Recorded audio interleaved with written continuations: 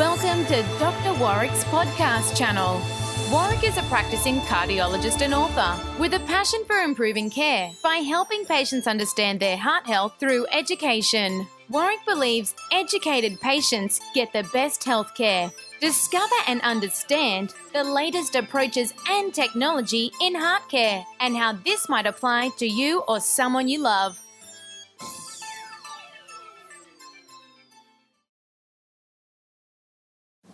Hi, my name's Doctor Warrick Bishop and I'd like to welcome you to my podcast and videocast station and of course welcome you to the Healthy Heart Network. Today I would like to talk a little bit about automatic home defibrillators. So as I mentioned, I'd like to talk about home-based defibrillators. It turns out that in Australia and in America, we are able to buy these devices off the shelf. Now, right at the moment, down the road at Harvey Norman here in Hobart, you could go out and spend $2,000 to buy a home-based cardiac defibrillator to use in the setting of coronary arrest or heart attack. And heart attack that drops people like this is not just the artery blocking. What it is the artery being blocked, but the muscle being so irritated by that lack of blood flow that it goes into a lethal or malignant rhythm. That malignant rhythm is called either ventricular tachycardia, so the ventricle, main pumping chamber of the heart goes very fast, or ventricular fibrillation. Fibrillation meaning out of control and twitching without any real structure to it, any organisation to it. In ventricular tachycardia and ventricular fibrillation, an electrical shock can restore rhythm and save a life. So where do home-based electrical defibrillators work? Well, there was a study done in 2008 that looked just at this question. They took about 7,000 people, so a good number.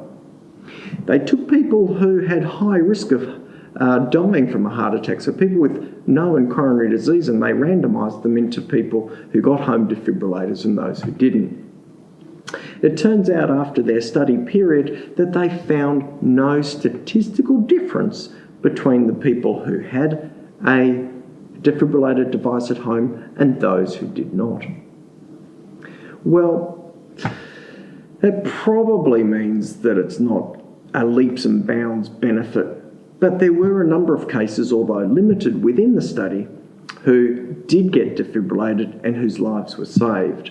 So there was about 4 people out of that study population, 4 out of 3,500. So statistically, not a lot, but pretty significant if you were one of the 3 or 4.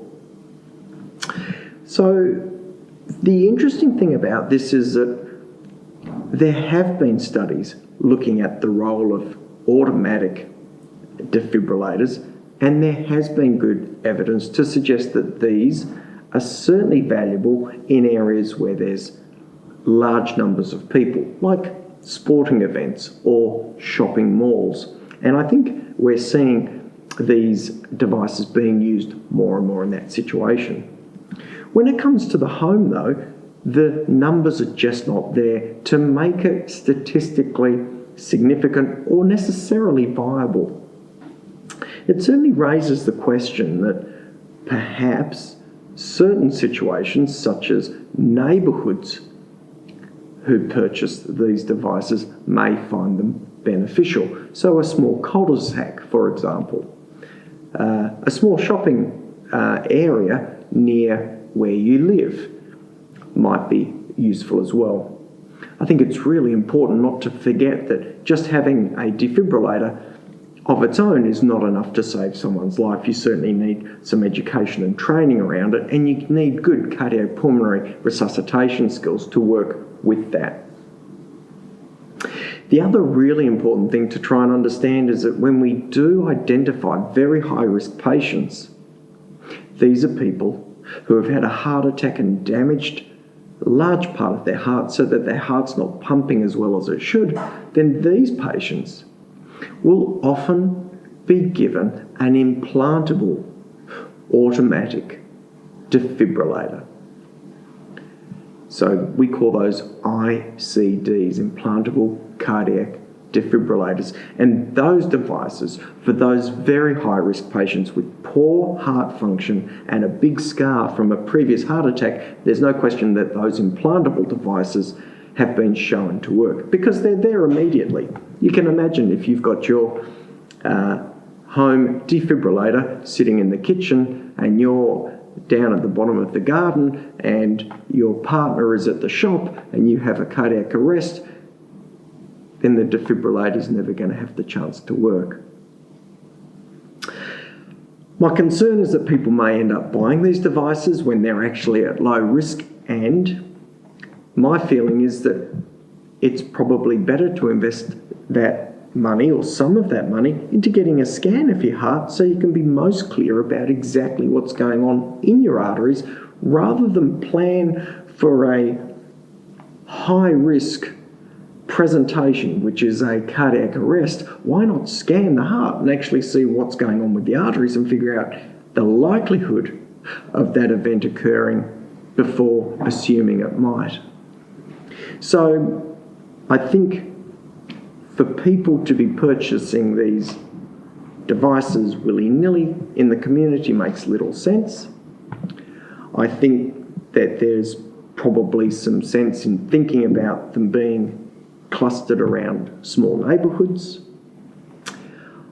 I think that if you really did think you're high risk, you probably should be asking your doctor if you need an implantable defibrillator.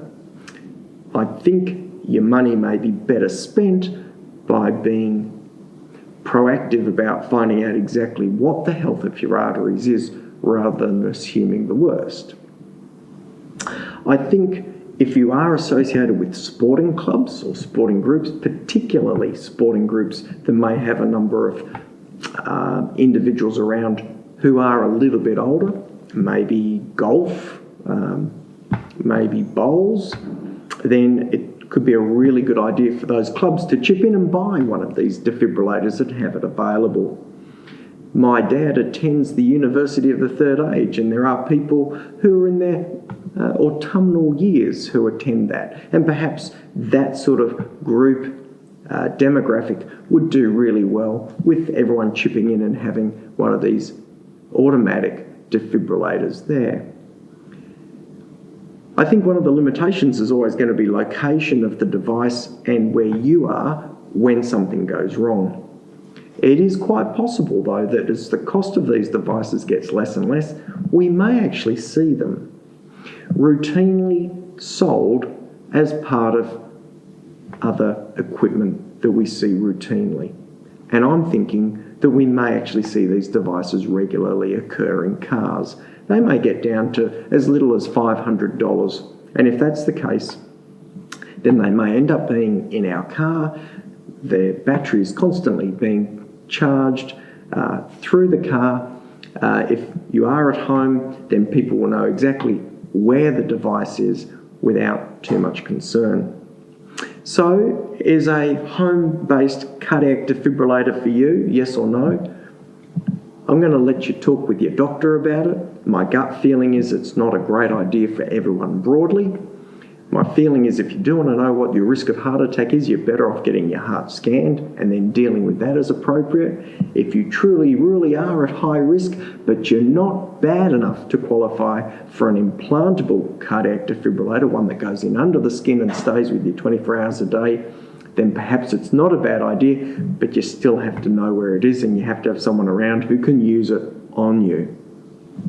Complicated story. I hope it makes a bit of sense. If you have any queries or questions about this, please let me know. And if you've got any ideas for any other topics like this, please also let me know. For now, I wish you the best.